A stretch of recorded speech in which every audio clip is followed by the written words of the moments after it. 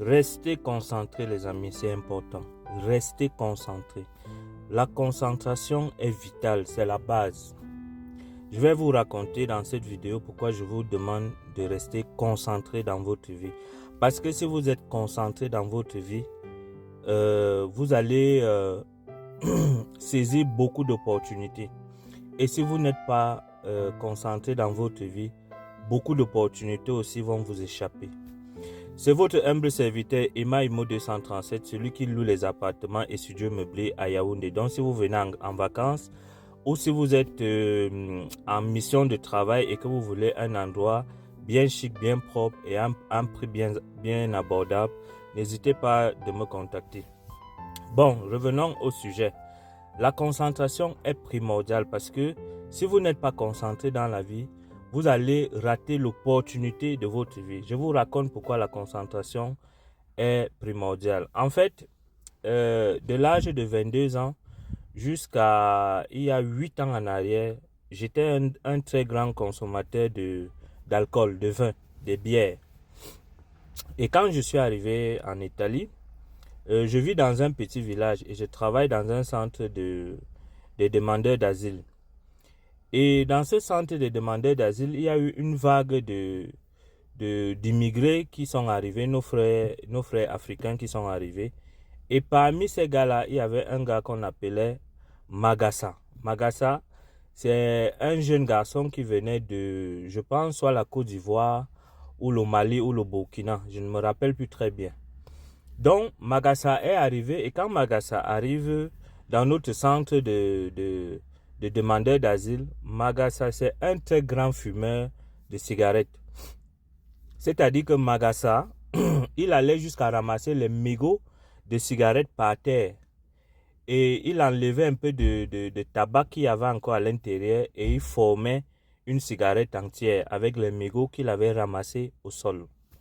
Donc Magassa était un très grand fumeur d'alcool. Et vous imaginez, un très grand fumeur de tabac, autant pour moi. Et vous imaginez, quand vous venez d'arriver, vous n'avez pas de moyens, vous êtes un demandeur d'asile. Si on vous donne au trou, on vous donne peut-être 70 euros, 75 euros le mois pour tenir votre poche. Et Magassa, lorsqu'il recevait son argent de poche, le pocket money, généralement comme on appelle dans les centres, quand il recevait son argent de poche, Magassa, la cigarette, ça coûte cher en Europe. Il allait payer les paquets de cigarettes et il fumait. Et parfois, il fumait avec ses amis, quoi. Donc, et la cigarette finit très vite et les 70 euros s'épuisent très vite. Donc, Magassa se retrouvait en train de marcher partout dans le village pour ramasser les mégots de cigarettes au sol. Voilà. Et il formait une cigarette, il enlevait un peu de tabac qui est dedans et il formait une cigarette qu'il enroulait, il fumait. Bon, un jour, je suis allé là où Magassa habitait et je vois les gars fumer. Je demande Magassa, lui ne fume pas.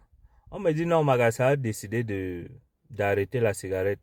Et Magassa, ce n'était pas un gars assez futé, assez intelligent. Donc, s'il fallait évaluer les gars qui étaient dans cette maison-là, des demandeurs d'asile à Magassa, s'il fallait l'évaluer, vraiment, qu'il m'excuse s'il va regarder ces vidéos, mais peut-être on allait l'évaluer à 1 ou à 2 sur 10. Donc, ce n'était pas genre, et c'était un gars un peu bizarre, c'est-à-dire qu'il a son monde à lui dans sa tête. Quand on m'a dit Magassa a décidé d'arrêter de fumer, j'étais étonné. J'ai pris ça pour une blague. Je dis, laissez Magassa, ne peut pas arrêter de fumer. On me dit non, ça fait depuis une semaine, il a arrêté de fumer.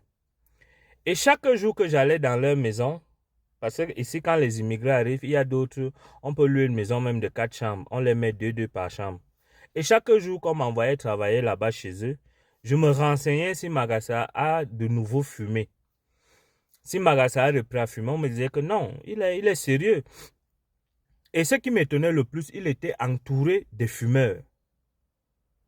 Donc, la tentation est permanente. On me dit non, il ne fume plus, il est sérieux. 2 mois, 3 mois, 4 mois. On me dit Magassa ne fume plus, nous-mêmes on ne comprend pas. Il a arrêté de fumer. Après, ça m'a fait un choc, un bouleversement. Quand je suis rentré à la maison, j'ai dit, si Magassa, lui qui est un homme bizarre, on peut dire même qu'il ne réfléchit pas, lui, il parvient à arrêter de fumer la cigarette, qui est la chose la plus difficile à arrêter de fumer. Pourquoi moi, je ne peux pas arrêter de boire? Si Magassa, lui, il a pu arrêter de fumer, pourquoi moi, je ne peux pas arrêter de boire? Et c'est comme ça que, un bon matin, j'ai aussi décidé de ne plus boire de l'alcool. Et je vous assure, cela date de 8 ans. Je n'ai plus jamais goûté à une goutte d'alcool. Jamais, jamais, jamais, jamais. Jamais de ma vie.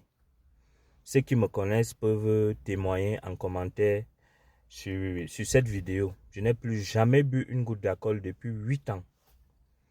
Et voilà pourquoi je vous demande de rester concentré. Parce que quand vous êtes concentré, quelqu'un peut faire un geste anodin ou quelqu'un peut dire quelque chose d'important. Et si vous n'êtes pas concentré, si vous êtes évadé, ça va vous échapper. Alors que c'est quelque chose qui devait changer le cours de votre vie.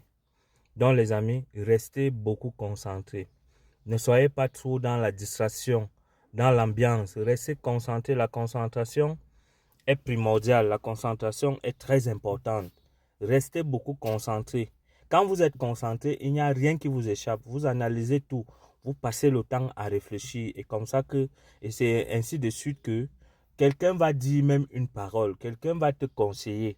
Le fait d'être concentré, ça va te permettre de prendre cette chose-là et de l'analyser et de l'appliquer dans ta propre vie.